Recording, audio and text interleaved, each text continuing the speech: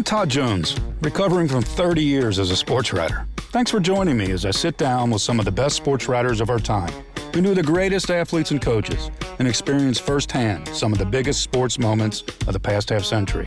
We'll share stories behind the stories, some we've only told each other. Pull up a seat on Press Box Access. When Marla Ridenour began her journalism career in the mid-1970s, she was told that a woman couldn't write about sports played by men. She helped knock down that ridiculous barrier. In fact, she's been covering the NFL since 1981. Nearly all those 40 years have been spent writing about the Cleveland Browns, which means Marla deserves a Purple Heart. She covered numerous Super Bowls, Kentucky Derbies, and the final British Open played by Jack Nicklaus. She's also been a longtime friend and a bright light of enthusiasm in a cynical business. Hey, Marla, welcome to the show. I'm so happy you're joining us. It's great to be here. It's an honor to join you. I love your idea. I don't know if honor is the correct word, maybe dishonor, but we appreciate the honor if you want to go there. I want to know, though, I'm a little confused. Is this the real Marla?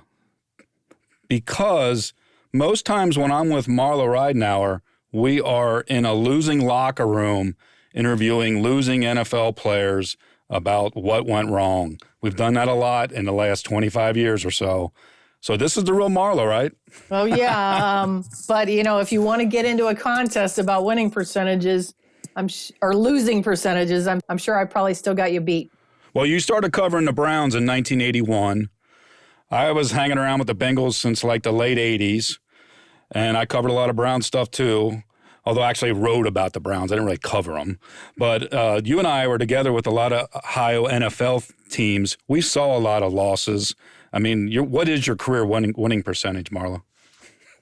Well, the last time I figured it up, it was in the threes. But I would say threes. But I'd say the Browns have probably risen that to maybe the fours. When you go back to 1981, that's a lot of bad Browns right there. A lot of L's. Yeah. I mean, when you think about it, we were kind of like ATF agents. They would send us in to search for the black box, and we would figure that out, what happened to this crash. So we were providing a service in that regard, right? Right. But then you add in the fact that when I was at the Dayton Daily News, they took me off the Browns beat for like a year and a half. So I missed the end of the 85 season and 86 when they were 12-4. So that skews me down even farther. I like the fact that when the Browns moved, they sent you were in Columbus then, they sent you to cover the Bengals. And so you and I were on the same beat, and Dave Shula was the coach, and well, we all know how that went. Yeah, but that was fun. I mean, I still look at that, how much fun we had, and you could practically walk into assistant coaches, offices in Cincinnati. That's a thing of the past. I sort of look upon those days fondly, and standing with Mike Brown at practice, and chatting with him, and, Yeah, the access was great. Yeah, I'll say that. I do remember Jeff Blake, the quarterback, saying to me, why can't you write something positive? And I said, well, you have to win some games. I mean, what do you want me to write? Right. Again, we don't write about planes landing safely. So win some games. And you were like my shrink, right, in 96. You were like always the, Paul McCartney getting better all the time. And I was can't get any worse, John Lennon. So I appreciate all the money that I owe you for being my shrink. Well, that's okay. But hey, let's go to a more sunny time, a more sunny moment. We're going to have plenty of negativity to go over. But let's go to the British Open. In 2005, you and I both got to cover Jack Nicklaus's final British Open at St. Andrews, Scotland, and we were there for that. And I know it's a treasured moment in my own career. How does it stack up and what you got to cover? I'd say it's right up there with the biggest moments I've ever covered. I mean, you can talk about affirmed and Aladar Triple Crown and the drive and the fumble, and we can talk about those later. But we will. Don't worry. But just for the moment itself, although I did read a little bit of what I wrote this morning, kind of in a little diary I kept, and I really wasn't as emotional as I thought I was going to be. But it's obviously still like one of my most treasured memories from my career.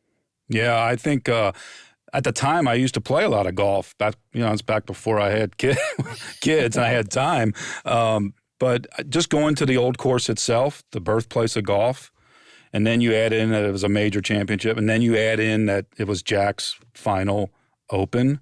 There was just a lot of history swirling around there. Do you have any specific memories about that week?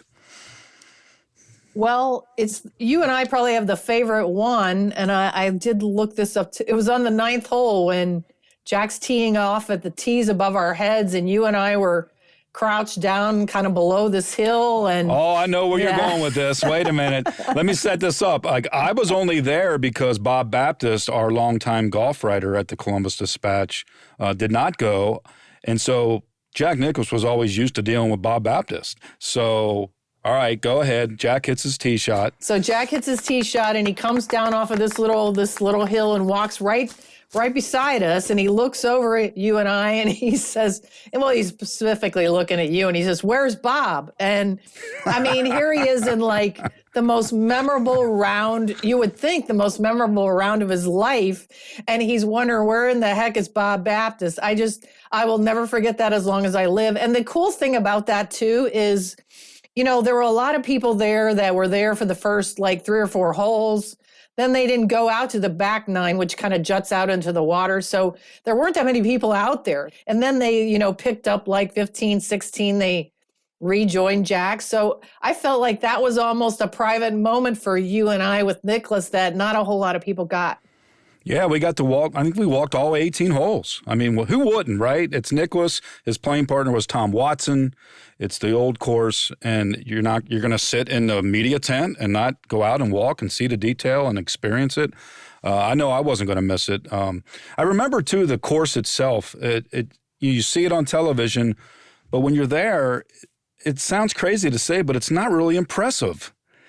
I mean, it is because of the history, but it doesn't look like an American golf course like we're used to, right? It just kind of looks like this rolling, I don't want to say cow pasture, but it's just real flat. I mean, rolling, but the grass is kind of brownish, and there's no trees. There wasn't a lot of things that we're used to seeing, right? No, I mean, I was struck with how brown it was. I mean, it's like, it's not like they're spending tons of money. I mean, it's a public course. I mean, they're not spending tons of money, but there really aren't any trees. I mean, there wasn't much shade, I think I was sunburned even though I had sunscreen on, but I mean, I think the beauty of it is the part that's, when you get close to the water. Yeah. And just seeing Nicklaus, he played really well. I went back and looked at that. I'm like, if he had putted well, I mean, he would have made the cut at his age, which was unbelievable.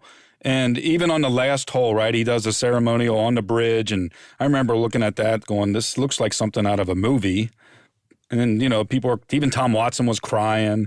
And they go up the fairway. And then Watson had to make a putt to make the cut, and he made it. And then Nicklaus had a putt, probably a good 12-footer downhill, curved. And, of course, Jack being Jack, he made the putt. Yeah, I mean, I think that was I think that's what made it perfect, even though, he didn't play, like lights out. I mean, it was just the perfect, the competitor finished it off, perfectly.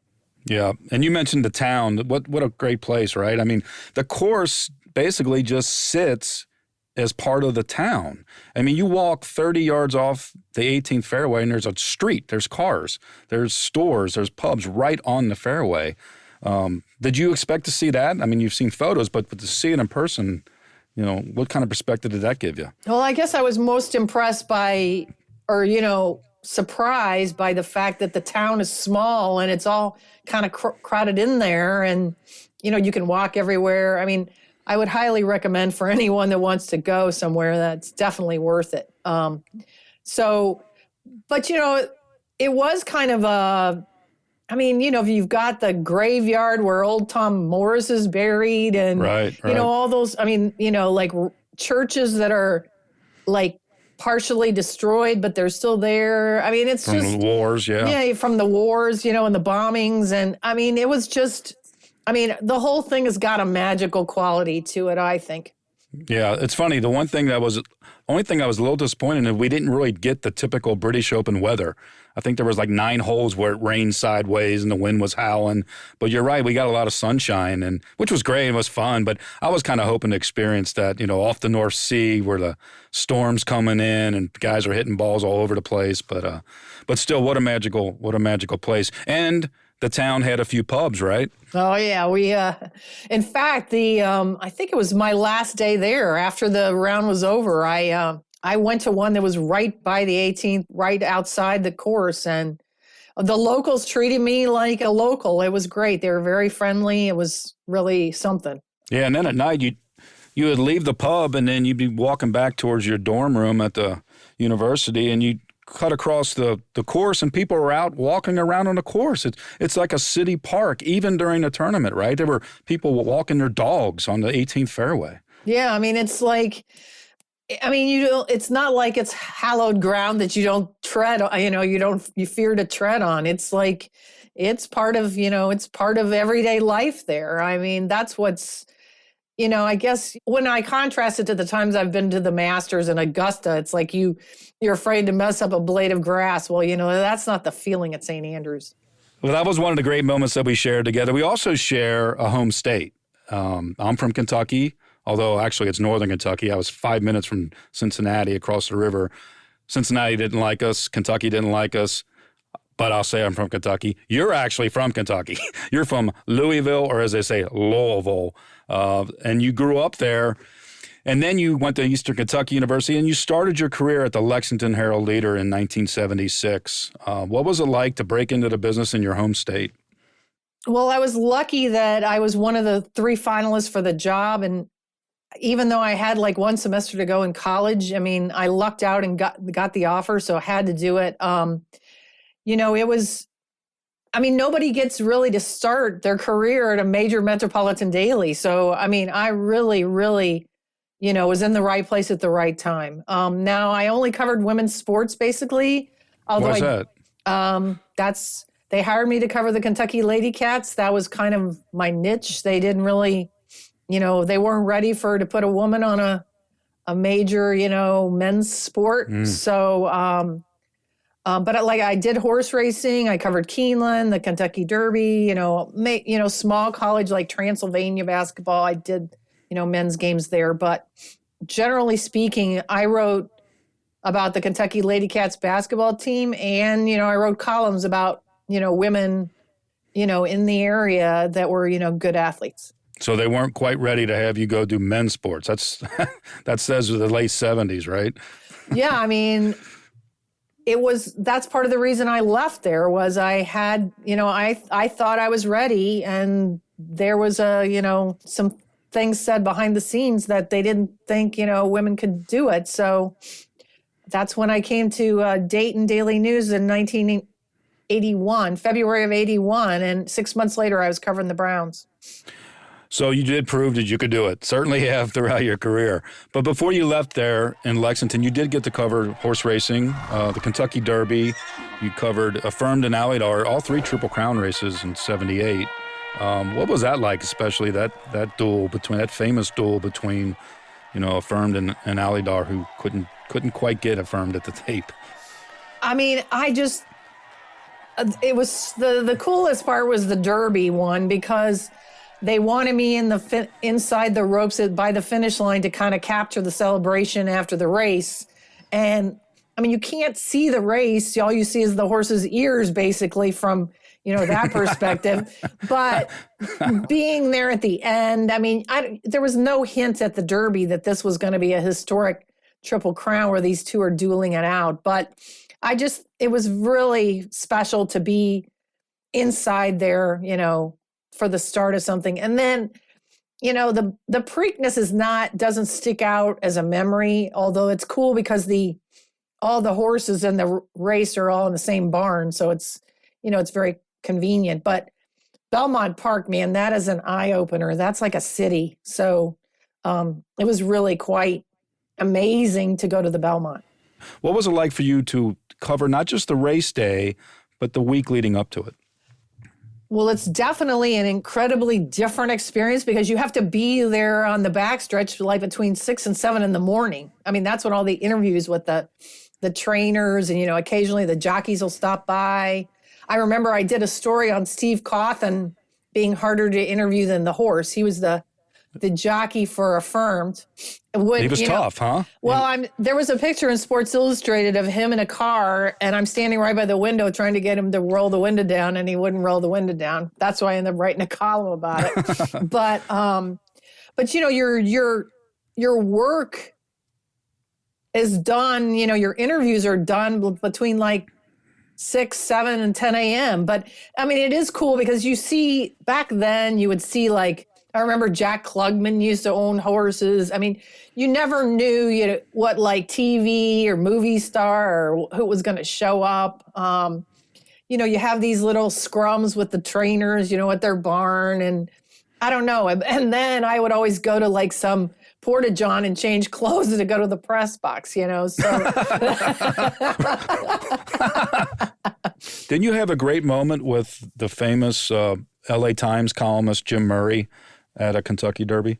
Yeah, and I can't remember what year this was, but obviously Jim, he had seriously, issues with his eyesight. And so it's the post parade and he calls me out. You have like a little spot where you can sit like, out on the balcony. Now, I don't think that's where the press box is anymore, but it was right. No, it's not. It was overlooking the finish line. So he calls me out there and he tells me, he says, I want you to be my eyes for this and tell me what you see. So, wow. I'm saying, well, there's all these, military people, surrounding the track and this and that. And he's like, well, what military branch? And, like he's asking me questions like details, like what color are their uniforms or what are they wearing? And, so it was really, really, I feel so fortunate that I was introduced to him by my old boss, Cy Burek at the Dayton Daily, that,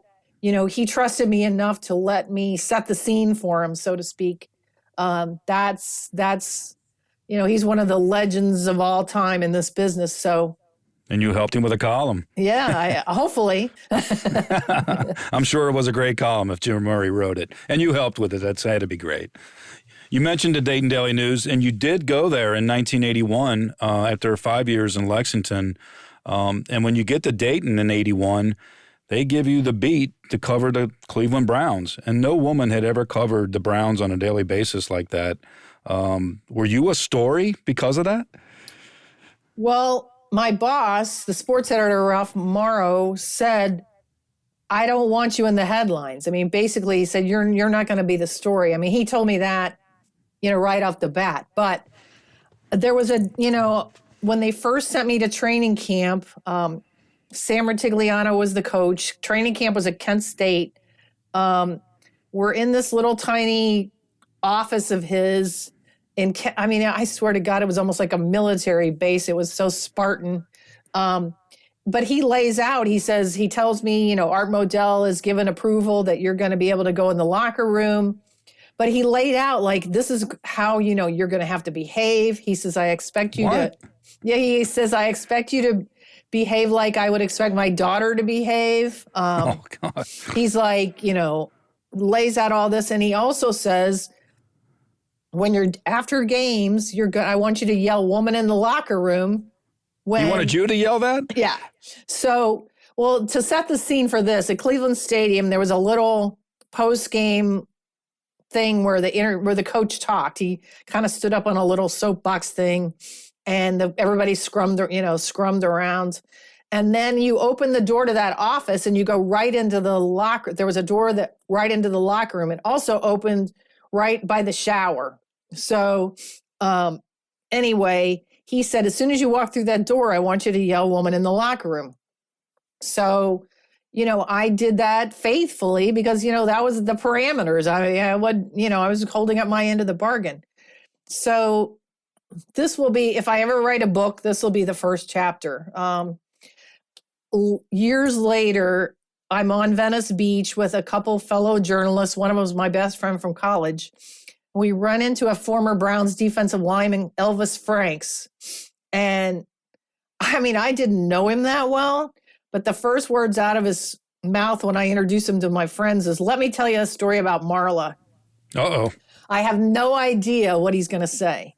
And he proceeds to tell me that all the guys that had lockers right by that door banded together, and they were all, as soon as they would hear me yell woman in the locker room, they would drop their towels at the same time. Oh. But after several weeks of doing this, they gave up because I never noticed. Wasn't there a time where you were covering a Browns game in Cincinnati when they weren't going to let you, somebody wasn't going to let you in, but like a Browns equipment guy or somebody came to the defense? That actually might have been the first season, my first season on the beat. I'm in the Browns locker room in Cincinnati and the guy, like one of the cops, security guards, whatever he was, like is trying to throw me out because the Bengals wouldn't let, women in their side.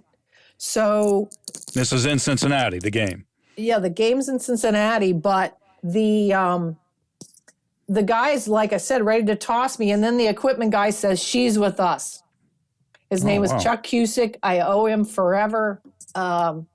He really came to my defense because he saw what was happening. He's picking up the dirty towels and came right over there and said, she's with us. So, good for really Chuck. Good. There were people, right, that did see the absurdity of it all and just tried to help.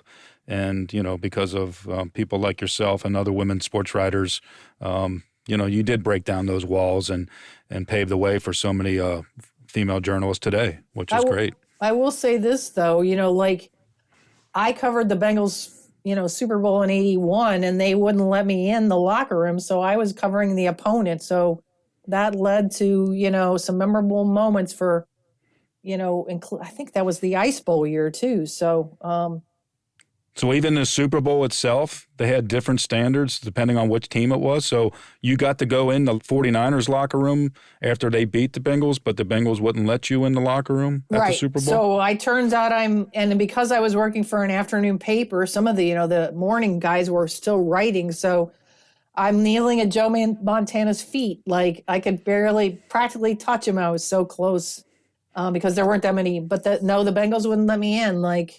I remember when they played the Chargers, I wasn't sure what the Chargers policy was. So I just ducked in there before anybody said anything. And Chuck Muncie gives me this look, like raised eyebrow look, but he didn't say anything or, holler for help or whatever. Wow. I just dashed in there. So, we were kind of on our own. It was not a mandated league thing at that point. Wow. I'm Allison Holland, host of the Kennedy Dynasty podcast. Equipped with a microphone and a long-term fascination of the Kennedy family, I am joined by an incredible cast of experts, friends, and guests to take you on a fun, relaxed, yet informative journey through history and pop culture. From book references to fashion to philanthropy to our modern expectations of the presidency itself, you'll see that there is so much more to Kennedy than just JFK or conspiracy theories. Join me for the Kennedy Dynasty podcast. So that first year in 81 ends, you cover the Browns, but it ends with the Bengals being in the Super Bowl. Right. And, they lost, right? Right. But here's the thing that's funny when you look back on the NFL in Ohio in the 1980s, that was a great decade. The Bengals went to 2 Super Bowls. The Browns went to 3 AFC championship games. Now, granted, the teams combined to go over 5 in those games, but those were pretty good teams. You had Bernie and Boomer and, they had a lot of talent. That must have been a fun time to cover the NFL in the 1980s, right? Oh, yeah. I can't even say that the drive and the fumble were that. They were bad, but you're still in the championship game. Well, of course now, because you're being so positive, I got to drag you into negativity. And you've already mentioned the drive and the fumble. And I want to know what it was like to be at those 2 historic games. 1986 AFC championship game. Broncos-Browns in Municipal Stadium in Cleveland. What was it like to cover that particular game? Well, the drive was just, we were allowed to go down on the field for the final 2 minutes. So I'm watching that from let's just say the 30-yard line when the Broncos are driving my way. Are you behind the Browns bench? Is that where you are? Yeah. Well, you're on the Browns side of the field, but you're all, like I said, the Broncos are coming towards you. And, there's that crucial third down, I think it was 3rd and 16 or 18. Actually, it was 3rd and 18. Yeah. And less than 2 minutes to go. Right. 3rd and 18. All of us in the media are thinking, like I said, we're going to the Super Bowl, even though you're seeing what Elway is doing. But then that third down, you go from the euphoria of the getting the sack to set up 3rd and 18, and then you see the pass. And I was really good buddies with Carl Hairston. I mean, the ball just barely cleared his fingertips. He had his hands up. I mean, it's just almost like frozen in time. I can see that ball, coming over the defensive lineman. And it's just like, I don't know that. I mean, the deflate. I mean, I guess we were just as shocked as the players because, we're standing there all giddy, kind of like, not believing that this is going to happen. What was so John Elway makes a 3rd and 18 completion for 20 yards to Mark Jackson to keep the chains moving. What was the feeling like on the field? Could you feel the tension among the crowd? Was it loud? What was it like on the field itself? I don't remember it being very loud. I think everyone was sitting there in horror, but I mean, I'm not sure. If I can remember exactly the sound, I'm sure it was loud, when they're trying to make noise, during the play, but I just remember it being relatively everyone in shock. Yeah.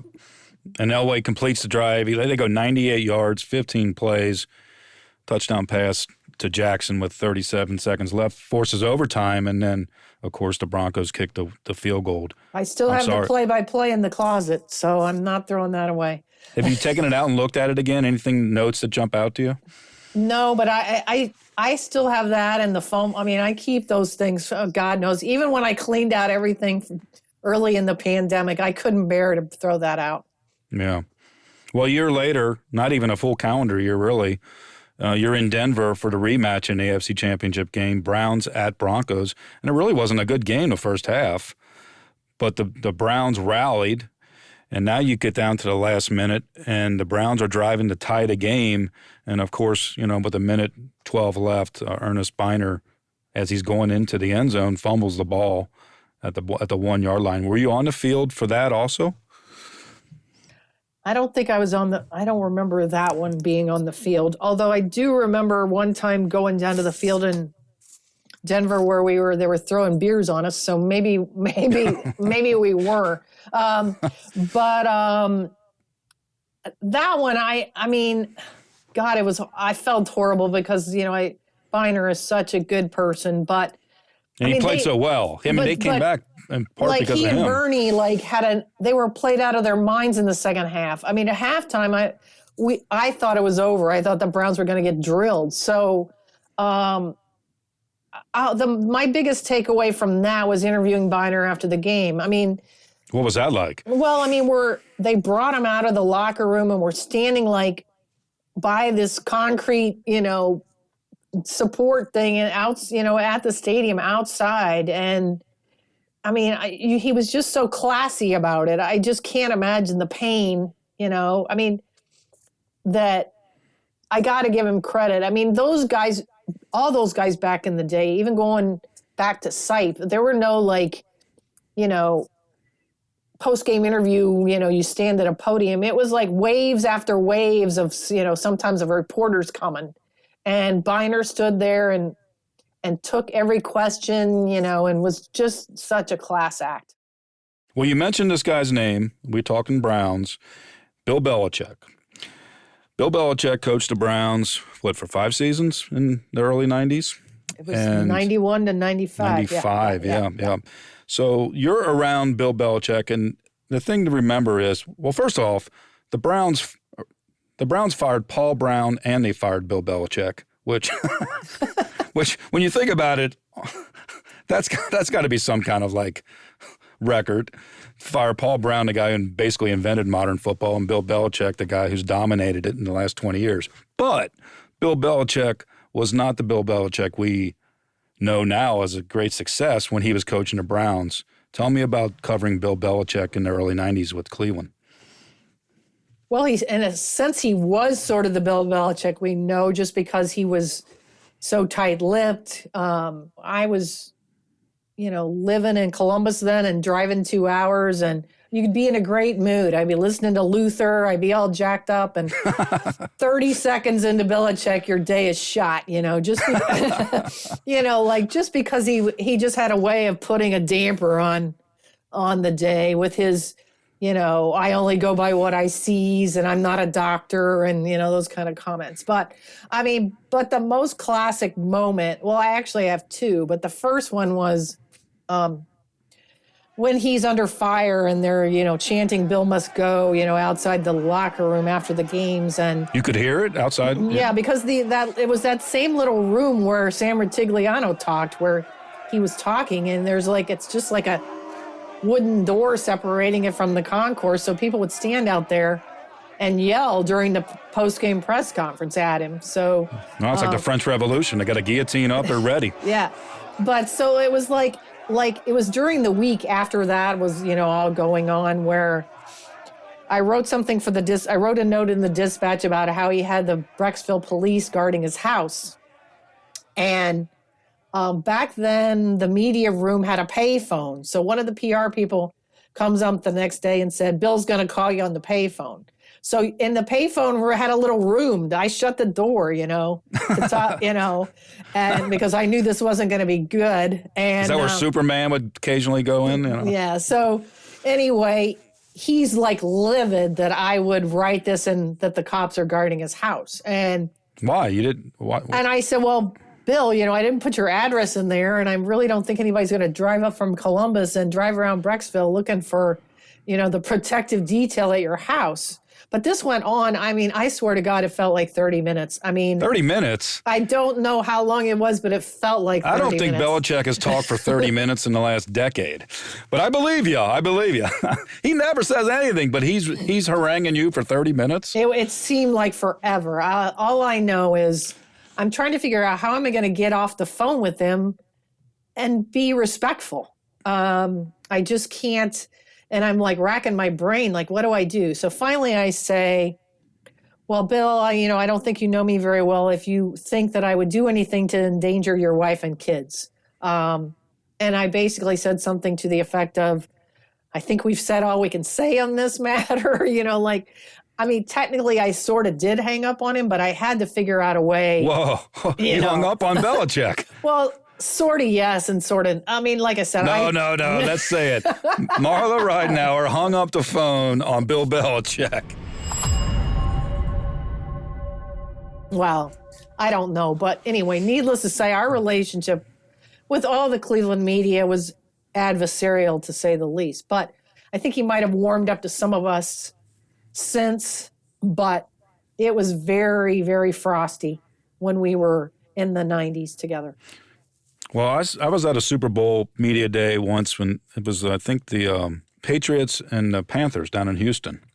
And I just spent most of the media day just trying to hang around Belichick's little stand where all the media were around just to see if he would crack. And I remember even tossing in a few oddball questions, and, he would look at you like you had three heads, and he just was not going to play the game. And all right, I got it, The NFL is making $9 billion. They don't need this guy to entertain you. And it's not even entertain you. It's just inform the fans who were reading these stories or watching the TV news or listening on radio. But he wasn't going to do it. And I guess you can't argue. Look at all the Super Bowls he's won. I will say this. After the last game at Cleveland Stadium in '95 was the most, forthcoming he was. Maybe not after the game, but he brought his family down on the field. I read back one of my stories after that. Maybe it was a day or two later. He was very forthcoming about his emotions and what he was feeling with his family. That's the only time that I remember actually maybe seeing a little bit of the inside of Belichick. So that was the day in December of 1995. It's a horrible day in Cleveland sports history, and I'm sorry, Browns fans, I keep bringing up these bad things, but, it was Marla. Marla was there. I can't help it. I got to ask her about it. But during that season, the Browns got off to a decent start, and then news leaked that Art Modell was going to move the team to Baltimore, and everything went to hell. And it led up to the final game at Memorial Stadium where the Browns, they ended up beating the Bengals, of course. but you were there. And at the time, there was not this deal that the Browns were going to get to retain the colors and everything, right? In the history, it was like this was the last game for the Cleveland Browns. What was it like at Memorial Stadium? There was no deal done yet about, everyone thought this was it. I mean, my memories, most vivid memories of that are being down on the field at the end of the game. It was, the people are throwing stuff, unscrewing seats and throwing stuff onto the field. And I really did think they were going to burn the place down. Were things landing near you? Well, in the end zone and, that kind of thing. And when you think back to the day when they're throwing batteries, well, this was like, this could have hurt somebody, and I remember looking over, in sort of the tunnel areas on both sides of the dog pound, there were these chain link fences that's all there is between the field and the fans. And I'm thinking they're going to bust this fence down. People snuck in, tools and stuff. They're going to climb it, or, I thought it was going to be utter mayhem, at the end of that game. I really did. I literally was scared for what was going to happen, to the players, to anyone who was out there. But then, the players, when it was over, they went down to the dog pound and they all shook hands and talked to the people. That really diffused what I thought was going to be a very ugly situation. Yeah, it ended up being a very touching scene because it really displayed the love between the team and the players and the fans. And I think you're right. I think it diffused a moment. Yeah, because that was like, almost every guy on the team was down there talking to, these diehard people who have been, sitting there for, so long. But I still have a piece of a broken seat that I picked up on the way out that day. It's got the number 16 on it, and it's all cracked and broken. And it's a wooden seat. You have it? It's a piece of a wooden, just one slat of a seat with the number on it, just because I wanted to remember the day. And I also have a thing framed from the mayor that they even put these on our seats in the press box about, it was like a little warning thing about how they wanted you to behave and don't disgrace the city of Cleveland by our behavior today. And I have I think they disgraced the city of Cleveland by taking the team away. Well, yeah, he had a lot to do with it. So, but anyway, I saved that. Those are my two mementos. And then I also have, after the place closed down, the PR department gave us a plaque where it's got light bulbs that were in the scoreboard. It's kind of a cool thing. So, those are all in my office. It's quite a kind of a cherished mementos from that day. Yeah. You could actually hear people dismantling the stadium, right? You could hear saws. And yeah, you could hear saws and people snuck. I guess I shouldn't be surprised because they used to sneak kegs of beer in little dog houses and take them to the dog pound. So I'm not surprised I'm not surprised that they, snuck that stuff in. But it was dark and gray and eerie and frightening in my opinion.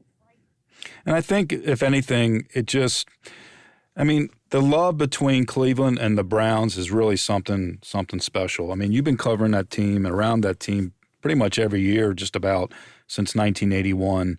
What is it about that relationship between that football team and that city?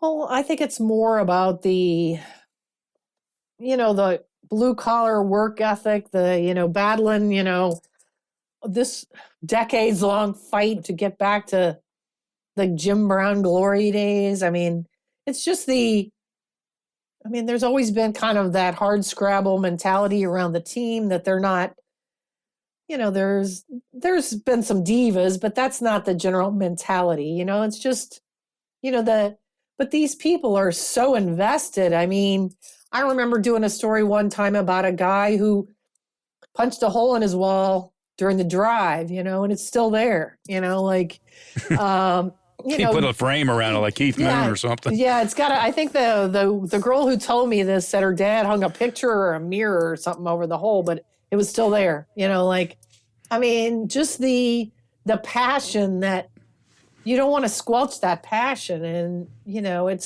I think the players appreciate that. The coaches appreciate that. All right. So that gray, eerie scene on the lakefront when the stadium is literally being dismantled, the team is being uprooted and moved away. That has to be the saddest day in Cleveland sports history. You were there for that. But years later, you were also in Cleveland for probably the happiest day in the city's history, at least in 52 years. You were there on June 22nd, 2016, when the Cavs had their victory parade 3 days after they won the NBA championship at Golden State. What was that scene like in Cleveland? Well, I mean, I'm still sort of amazed that there were no barricades on the street. I mean, it was... I have to set this up because, I wasn't the beat person. I was covering the team with Jason Lloyd, but they were only allow a few of us to follow LeBron's car during the parade. And Jason decided he was going to stay at the end, kind of in this little media pen where they were having the ceremony, and he let me follow LeBron's car. So I walked. It took forever. I mean, the car was inching along, but. So you're right behind LeBron James's car, like Secret Service or something. Well, right. I mean, I have a picture in my office. I'm looking at it right now where, I'm like in the third row behind LeBron, the bumper of the car, the whole way. But like I said, there's no barricades at the beginning. They try to use cops with bicycles to sort of like keep the people back, but that didn't even work for like 5 minutes. No, that's done. There was 1 million people there. Think about that. First championship in 52 years, 1 million people turn out in downtown Cleveland. It's a sea of humanity. That was just following LeBron. The people got closer and closer, and, eventually they got somewhat, what are you doing here? Like I bailed out right before he turned into the area where they were having the celebration, for TV. But it was just, I mean, it was like everybody was so like together as one. There was no, obviously they all wanted a picture of LeBron. So it was no wonder there was such a crush. But, there was people that came from like Texas and, God, everywhere, all over the country, just for this moment. I mean, you could have had more than 1 million people. If it had been a little bit better organized. The whole thing was just the joy, the scenes that you saw along the way. My favorite one was actually before it even started, when the team got together in what it was Quicken Loans Arena then. And then they came out to get on, in these cars and these floats. And Earnest Byner is there. And he's like, and he talks to Ty Lue. Ty's like, well, what are you doing for the parade? And he had I think Byner had his wife with him too. Ty invites them to ride on their flatbed. So he invited, I mean, that was just such a moment. Like, I felt like there were so many ghosts of Cleveland erased, like the drive and the fumble and the shot. And I just felt like that when I was so cool to see Lou invite Byner up there for that, just to help him, get over this, and enjoy the euphoria that he really wanted in Cleveland. To me, that was probably my favorite moment. Right, yeah. That historic comeback down 3-1 to come back like that and win that title, the first one in 52 years for the city. What a great moment. Marla, you're still doing it. You've been covering sports for what? This is your 45th year, I believe? Oh God, I'm past counting because you don't want to remember. Well, all right. But you know what? In all seriousness, what an amazing career. You got to cover some great moments, big-time athletes and coaches. You got to go places. What keeps you going? You're still fighting a good fight for the Akron Beacon Journal. What keeps you going? I hate to say this, but I really want to see the Browns get to the Super Bowl. I mean, not for the fan part of me, but I feel like I've spent, since 1981 covering the NFL, and you know how you always root for the good story. I'm rooting for the good story for me too.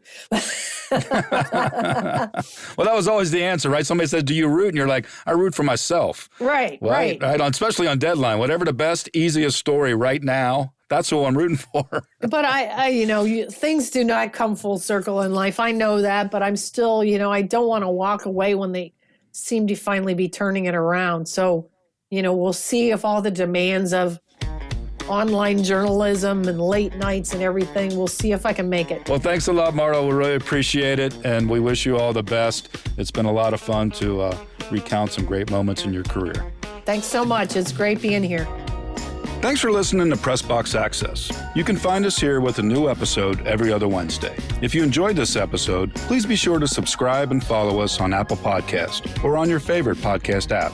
We'd love for you to review us. 5 stars would be nice. Follow us on social media. Drop us an email at pressboxaccess@gmail.com. And be sure to spread the word. Everyone is welcomed here. This has been a production of Evergreen Podcasts. A special thank you to executive producers Michael D'Aloia and Gerardo Orlando, producer Sarah Wilgrube, and our audio engineer Dave Douglas. I'm your host, Todd Jones. It's closing time. Rock on.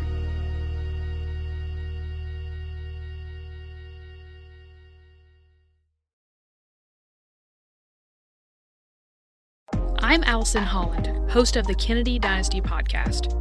Equipped with a microphone and a long-term fascination of the Kennedy family, I am joined by an incredible cast of experts, friends, and guests to take you on a fun, relaxed, yet informative journey through history and pop culture. From book references to fashion to philanthropy to our modern expectations of the presidency itself, you'll see that there is so much more to Kennedy than just JFK or conspiracy theories. Join me for the Kennedy Dynasty Podcast.